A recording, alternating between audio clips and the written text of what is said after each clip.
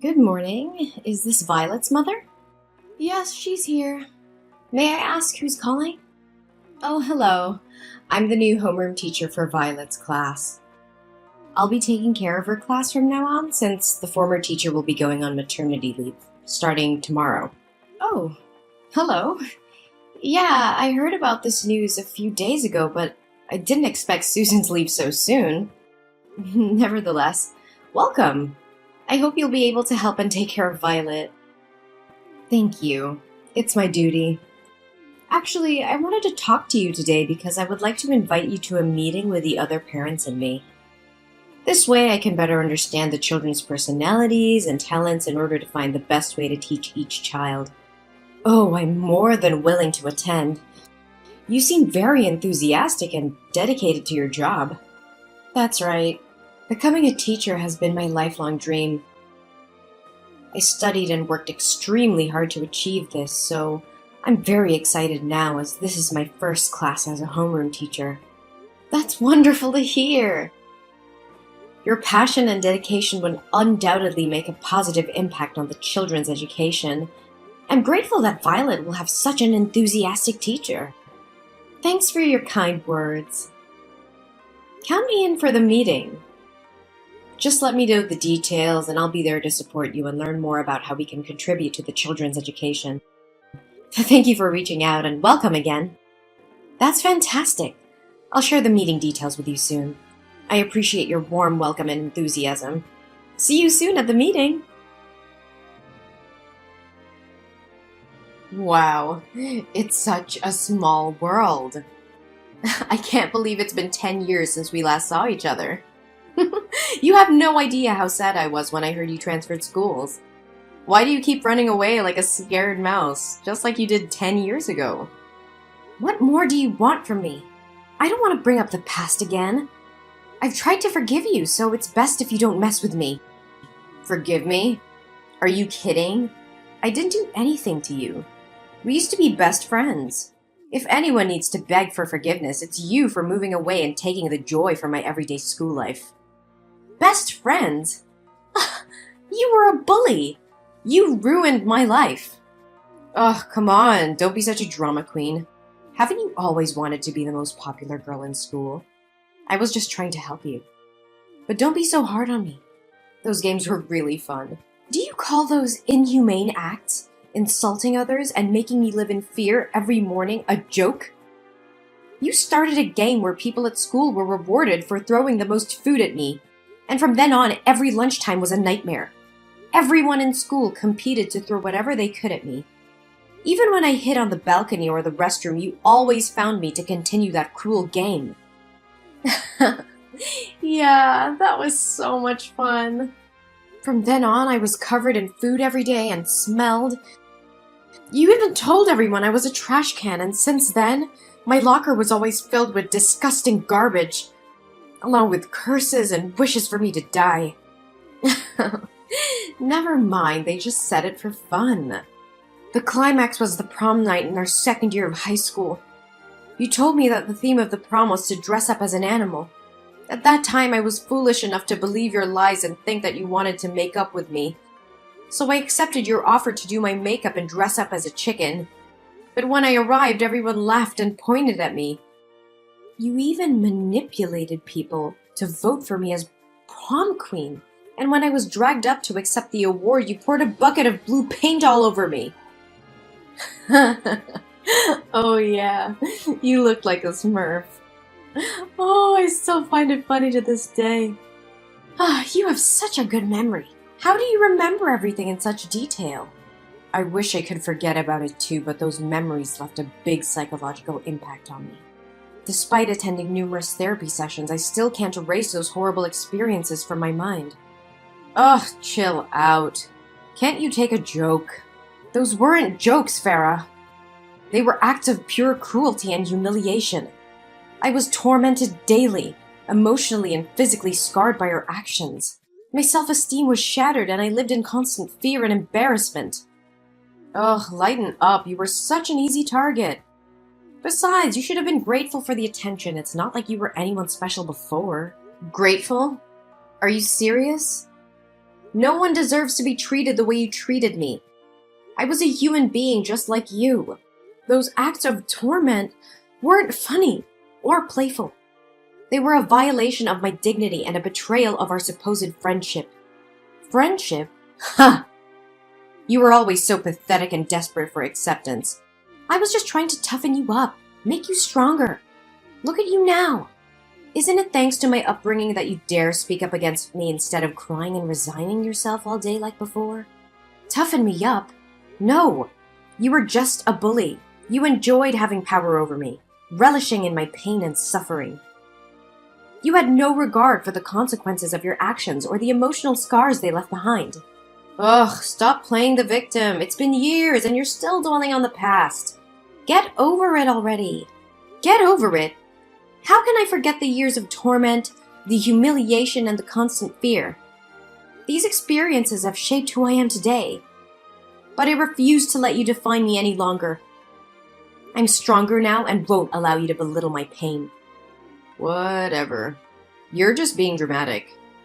It's not like it affected you that much. Those are just rebellious acts. Almost every teen goes through that phase. I believe that when Violet grows up, she'll do the same thing I did to you. Oh no, she'll definitely turn out to be a failure who needs to be taught a lesson, just like her mother. Perhaps in the near future, I'll have to dedicate myself to taking care and paying attention to Violet. She'll be my favorite student from now on. How can a person like you, with such a biased, immoral, and shameless mindset, become a teacher? I will notify the school immediately so they can remove you from your position and find a more suitable teacher for my daughter's class. I refuse to have my child influenced by someone as inhumane as you. What do you think you can do? Don't you know that the principal of this school is my father? Go ahead and share your opinion. Try everything you can to get me fired. But guess what?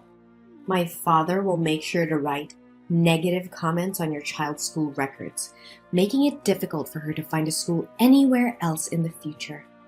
I will tell the truth about you to other parents, and I'm certain they will support the change of teachers. Oh, really? But let me tell you something. The process of making complaints and getting things done can take months, even years, for the council to consider your opinion. So what do you think your daughter will go through during that time? Let me enlighten you. Elementary school kids can be even more manipulative than high school kids. You underestimate my determination to protect my child. I will not let your influence continue to poison the school environment. I will gather evidence, reach out to other parents, and together we will fight for a safe and nurturing educational environment for our children. Go ahead and do your worst. But remember, I have my ways of protecting myself and ensuring that my position remains secure. You can't defeat me. We'll see about that, Farah. I won't back down. The truth will prevail, and your reign of cruelty will come to an end. You may have power within the school, but I believe in justice, and will fight for it until the end. So inspirational and touching. We'll see who comes out on top, Ella. Just remember, I always have a trick up my sleeve. Hello, Jellyfish Mom. Today I have an announcement to make regarding your daughter's recent misconduct. As her homeroom teacher, I have taken disciplinary action in response to her poor behavior. And before you jump to conclusions, let me clarify that this has nothing to do with holding a grudge from the past or intentionally causing trouble with your daughter. This is simply a conversation between a teacher and a parent to inform you about incidents of cheating and stealing involving Violet and her classmates. What? What do you mean by poor behavior? Are you saying my daughter cheated on her exam and stole from her classmates? Yes, that's exactly what I mean. During a math test today, I noticed Violet looking at her classmates' papers and even exchanging answers with them. A math test? That can't be right. Violet excels in math. Last year, she even represented the school in an inter-school math competition. How can you be so sure that she hasn't neglected her studies this year? Perhaps she resorted to cheating out of fear of embarrassing her friends. Furthermore, today was Violet's day for classroom duty. When her classmates returned to the class after playing, many of them discovered that their belongings were missing. Crayons, hair bows, game consoles. They were all found in Violet's locker when we conducted a search.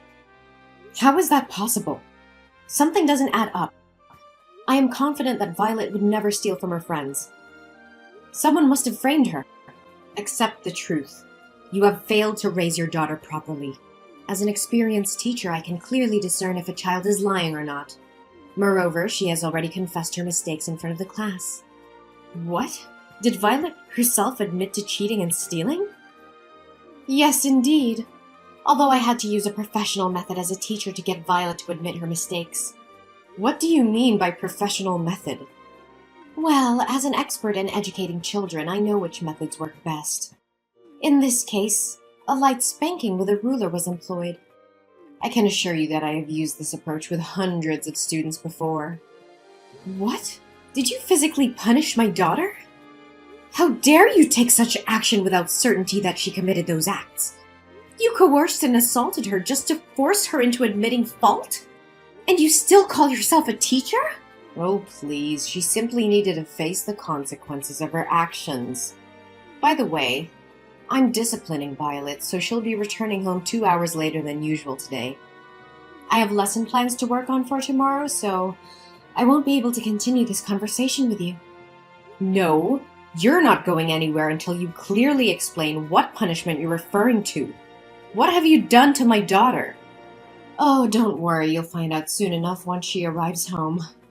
Today I decided to test out a new punishment method, and your daughter was the first one to experience it. She'll be so grateful to me for a refreshing summer look. What on earth are you talking about? Oh, just relax, it's no big deal. Today was career day at school, and my class happened to open a salon shop. So I made a small adjustment to Violet's hair. Even though she looked pretty with her hair tied on both sides, she looked even prettier with her new hairstyle I created. What? How dare you touch my daughter's beautiful hair? Did you cut off those 2 braids? Oh, you silly person, of course not. I wouldn't be so heartless. Short hair wouldn't suit her face. Instead, I shaved her head in front of the entire class. I simply used her as an example to teach and warn other students never to make the same mistake as your daughter. It's quite an effective method of education. I swear to God, you're going to pay for this. You've gone too far, Farah. I won't let you get away with this. Oh yeah? I'm not too worried. If I didn't go this far, she'd never learn her lesson. Don't you know that when parents coddle their children, they grow up to be losers? I'm just doing what I'm supposed to do. You should be thanking me. What kind of teacher? No. What kind of person would do this? You have crossed all boundaries. It's not your place to physically and emotionally harm my daughter. You have abused your authority as a teacher. Oh, please, don't be so dramatic. It was just a harmless punishment. Her hair will grow back soon. Harming my daughter physically and emotionally is not harmless. You have no right to punish and abuse students like that. Even if she had committed a serious offense, you should have contacted me as her parent to discuss it, not subject her to torture like this. Oh, come on, it's my class, my rules, okay? Besides, in addition to correcting your daughter's behavior, I saved you some money on shampoo and water bills. Isn't that great? I can't believe you would stoop so low, Farah. You're supposed to be a teacher, someone who nurtures and guides young minds, not someone who inflicts pain and humiliation on innocent children. How can you live with yourself? Ugh, spare me the melodrama. You act as if I've committed some heinous crime. It was just a little punishment, a teaching moment for your daughter. It was not just a little punishment. You violated my daughter's trust, her sense of security. You took away her dignity and happiness. How could you be so heartless? Heartless? I did what needed to be done to discipline her. She needed to learn a lesson. Besides, it's not like she's the first student I've punished this way. I will report your behavior to the school administration and the appropriate authorities. You will pay for what you've done. Oh, please. Your little crusade won't amount to anything. I've seen parents like you come and go, making empty threats. I've dealt with worse than you. You may have dealt with others, but you've never faced someone like me. I will expose your true nature and ensure you are stripped of your position as a teacher. No child should ever suffer under your twisted idea of education. You're delusional if you think you can bring me down. Your daughter will be the one to pay for your foolish defiance. That doesn't make it right. You have no right to play with my daughter's emotions and physically alter her appearance without consent. Your actions are cruel and unforgivable. Well, maybe you should have taught your daughter better. Maybe if she had behaved, you wouldn't have ended up like this. Once again, I can't believe you would sink so low. How dare you intentionally harm my daughter in such a despicable manner? What the hell are you going on about? It's just my responsibility as a teacher. Oh, so it was your responsibility to fabricate a cheat sheet, then purposefully approach my daughter's desk during the math test, dropping it near her feet and pretending it was innocent? Did that answer magically appear in her pocket too? And let's not forget your responsibility to rummage through other students' belongings, hide their items in my daughter's locker, and play innocent while they search for their possessions. You're truly cunning and conniving. What in the world are you trying to imply? Are you making up stories to protect your daughter and shift the blame onto me? The other students in the class will back me up. Oh, you think so? Well, I happen to have video evidence of your malicious actions towards my daughter. Video? What video are you blabbering about? Maybe Susan forgot to mention that there are security cameras installed in the classroom, ensuring parents have complete oversight of their children's safety and the quality of education. Today, those cameras captured everything.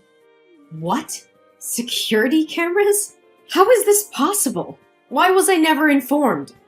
These cameras were installed due to the alarming rise in school security incidents. To protect their child, parents in our class contributed funds for their installation. We all have access to monitor our children whenever we wish. And guess what? This time it worked flawlessly, safeguarding my daughter's dignity. I couldn't check the footage right away since I was on a plane. By the way, I visited your previous school, the one where you were fired, to uncover the truth. No, it can't be true. God, I despise even uttering your name. Did you know you don't even have an education degree or teaching certification? They informed me that you were terminated because they discovered your secret and your extreme misconduct towards the students. So what? What can you possibly do? Even if you brandish that absurd evidence to intimidate me, I won't be afraid. My father will do whatever it takes to keep this under wraps. I won't bother reporting this to the school administration. But mark my words, I will use this incontrovertible evidence to write a scathing expose about you, shedding light on the rampant child abuse and the dangerous presence of uncertified teachers such as yourself. You think writing for a newspaper will make a difference? Huh, that's a pathetic joke. Do you honestly believe any journalist will pay attention to your fanciful tale? Well, I can't speak for all journalists, but I will. And not just any journalist.